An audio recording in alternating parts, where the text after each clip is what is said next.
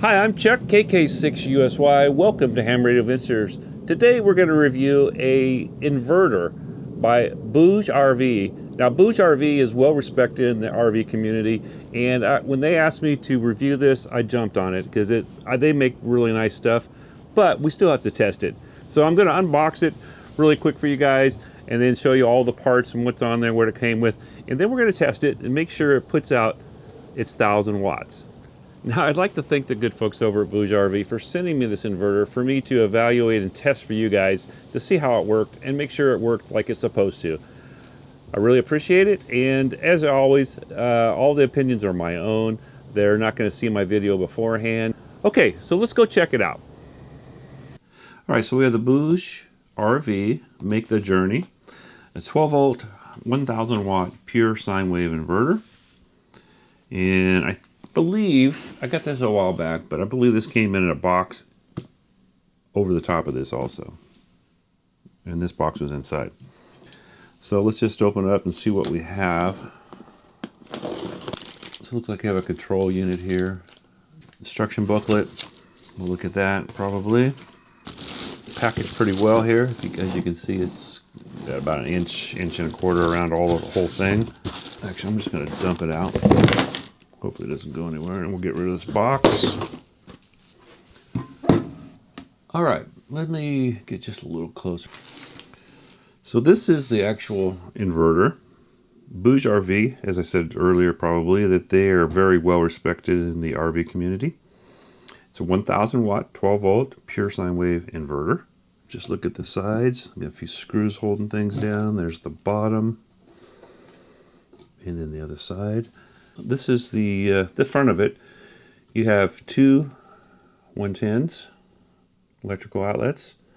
You have an on-off switch. This is like a phone jack, and that was for the other parts here. Has a couple lights. We'll probably see those later. And then it has a USB, it looks like. Yeah. And it's a 5 volt, 3 amp. And then on the back side, you have your fan in the middle here for cooling, and then you have your negative and your positive 12 volt DC connections. You have 3 extra fuses. Looks like a ground wire here. This is the caps. Has a couple washers, lock washers, and then the caps. That's kind of nice because these will actually protect it from being live. So that's kind of a cool setup. Comes with your hookup wires. They're heat shrinked at the ends. Let's just measure them while we're here. They're about 20 inches total. It doesn't say what gauge. They don't look particularly big, but this is only 1,000 watt, so probably plenty big enough, I'm sure. Especially since they're not real long, so that will help out some. Let's install those for now. So you have separate them here. You have a flat washer,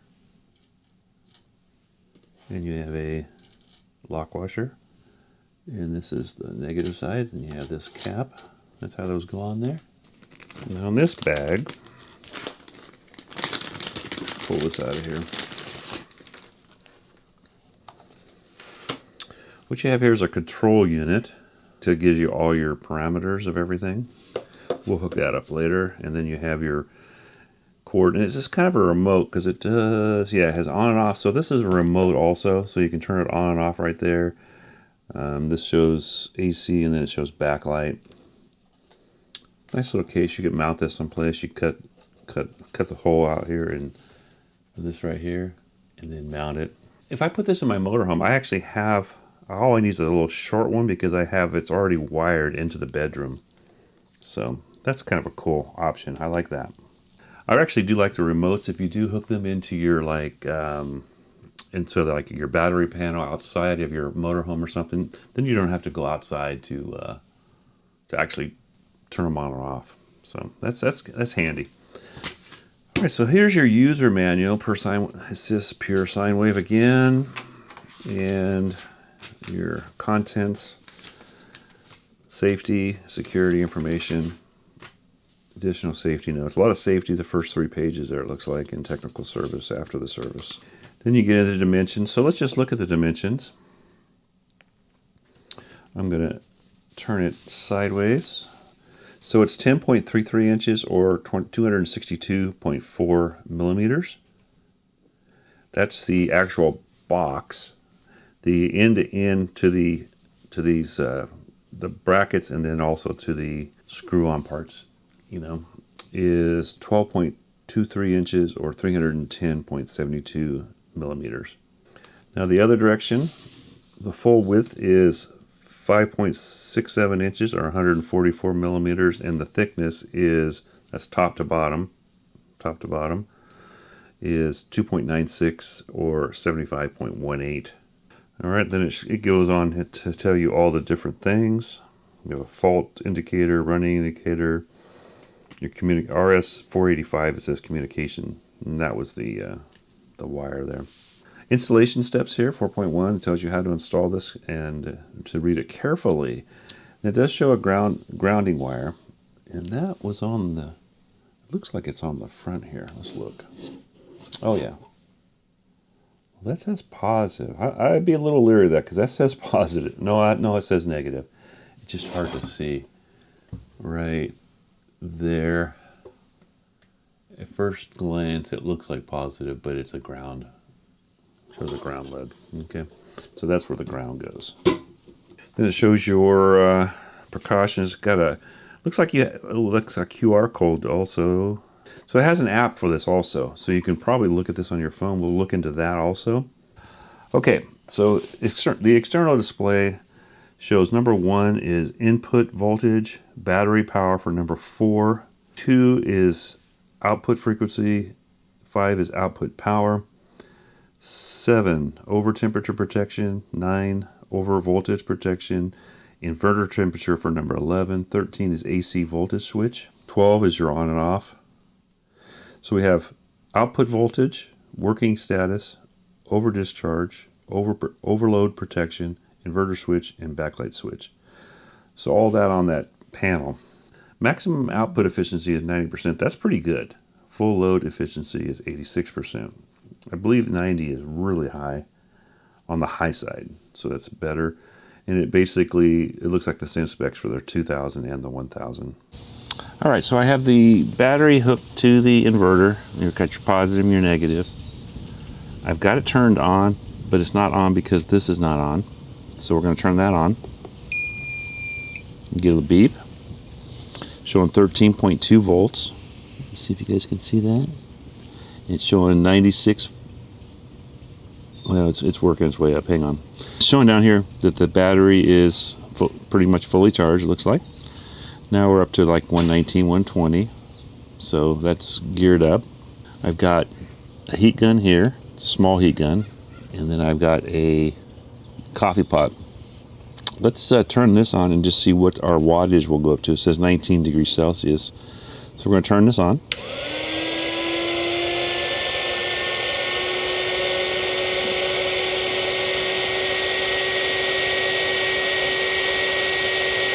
So about 285 watts for this one. And if you notice, the fan did not come on. All right, it's not enough to bring the fan on yet. It hasn't warmed up enough. Now we have the coffee pot. Let's go ahead and turn that on. We'll turn both on eventually. Coffee pot is on. Takes a second. It's ramping up. Now you did hear the fan come on there because it's at that point where it needs to cool, and that's a good thing. You don't want it to overheat. Okay, so we're at 615-ish, 10-ish, somewhere in that area, 615. Still doing 119, 120 volts. Our battery's gone down to 12.2. That's a sag from 13 or 13.1. Temperature's gone up, and I think this is a temperature on this. Okay, so we'll let it. It's making coffee now. If you guys can see that or not, with the water. The water's dripping in there. A little steam. So that's working. So our fan is on to keep it cool. Now we're going to go ahead and turn this on. We're like 600 or so. It's kind of leveled off. Now this one will take 1,000, and then it'll take 2,000 for a second, turn on mode, because a lot of things will turn on like that. Pull my phone out of the heat gun here. Sorry, it's a little noisy, but that's the way it goes. So we're at 842 watts. Our battery has dropped a little more. That's just sad. We're still making coffee. So I will bring this back on once the coffee is made, and we'll see what happens. Okay, as you can see, it's still at 840 watts, roughly. It varies up and down a little bit. Our battery is still holding at 11.7. I don't remember what the cutoff for this thing is. All right, we're at 838. Still hovering around 119, 120 on the voltage. Okay, the battery low voltage alarm will come on at 10.5. That's the nice thing about lithium batteries. They hold their voltage up pretty good. Okay, that should be better on the screen, and it is right there. We're almost we're finishing off the coffee, so we're still at 835. The temperature on the inverter has gone to 36 Celsius. Let me fill the wires.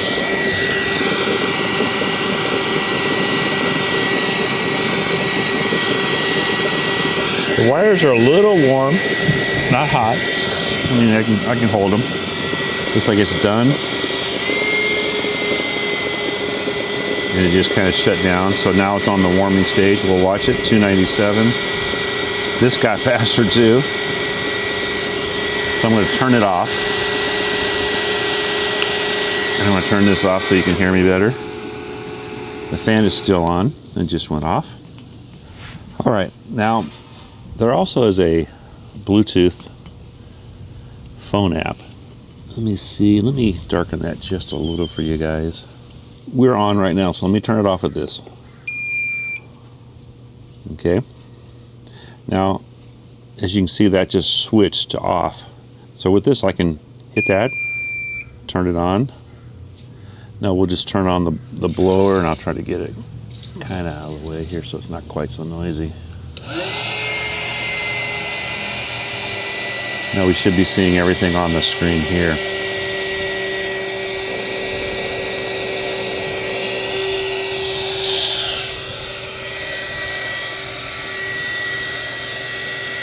So that works pretty good. It's drawing 2 amps, 120 volts, and we're showing the temperature of the machine is still at 32 degrees Celsius. And looks like I can switch that to Fahrenheit because that's what I usually use. So it's 87 degrees.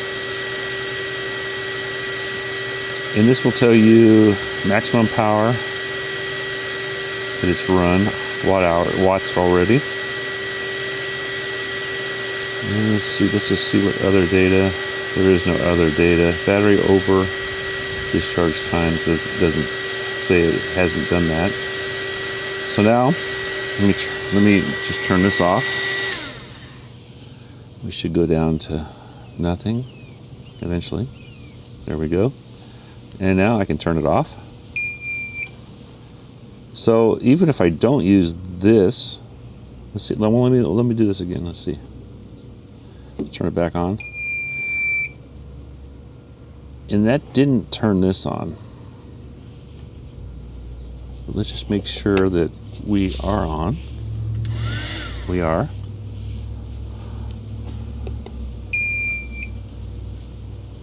So that turned it off, and now we're on. Now everything's on, and I have this now too. Looks like it has to be on first if you want to actually use that. But you don't really need it because you have it here. So it seems to work pretty well. Let's, maybe we'll do a sine wave test. Now, one thing I didn't show you is you can't turn this on from here unless it's on here first. Now I can turn it on and off. So it says on now. Now it's off. There you go. I just wanted to show you that part because I think I forgot to show that to you. So right now we are showing 120.1 or 2 and 120 here, back and forth. Now let's go to hertz. And it's showing us about 59.8, so it's supposed to be 60, so that's pretty close. We'll go back here. Now it's telling us it's high voltage, is all that was. So we're going to hold this down and get our waveform here. Let's go down one size there. Oops, wrong way. There we go. So there's our waveform. And now I'm going to turn the coffee pot on. You're going to hear the fan come on, and we'll just watch the waveform. And it looks pretty stable. Okay, let's see if we can make this thing go into disable mode, or whatever we're going to call it, into alarm mode. This thing here, I think, takes us about 1400, so it should start it, but it probably won't run it. Let's just try it.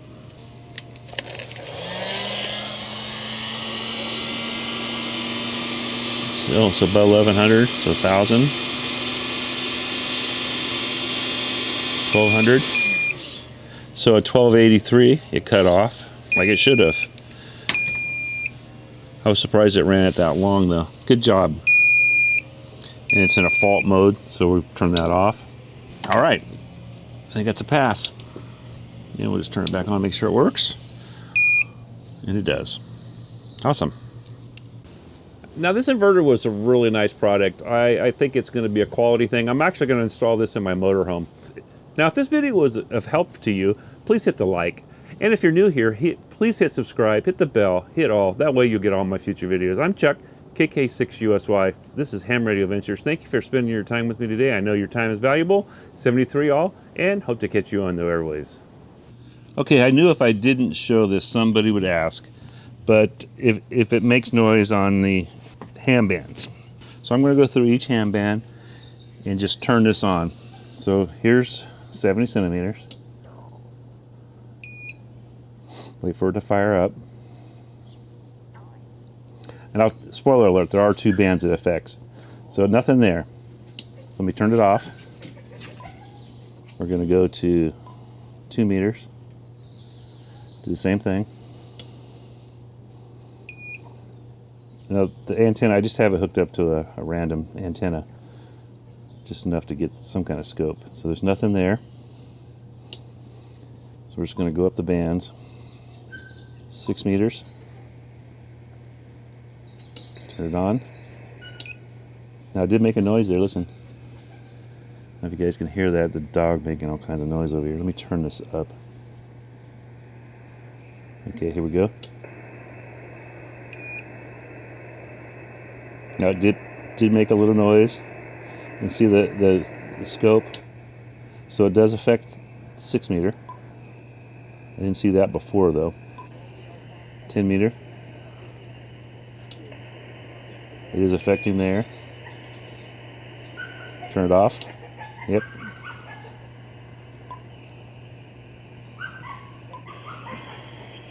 All right.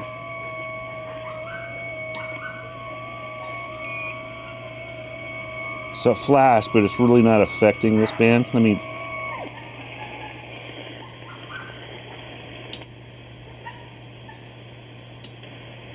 So it does make a little bit of noise. All right, let me turn it off.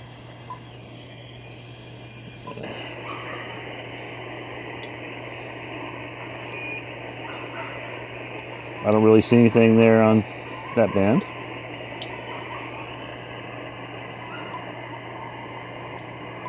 $17. That was $15. On. Nothing there at all. 5-9 plus, Donna, Tennessee. Donna, Tennessee. Okay, off. 14, so there's 20. This already looks bad. I got something going on already, so it's not going to be easy to see. Let's go on. And then off. Didn't really see anything there. That's not normal for my house either. So there we go. Nothing there.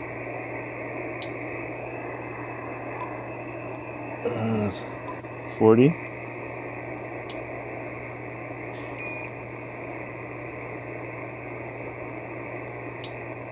Nothing there. Now the next two bands you're going to see something for sure.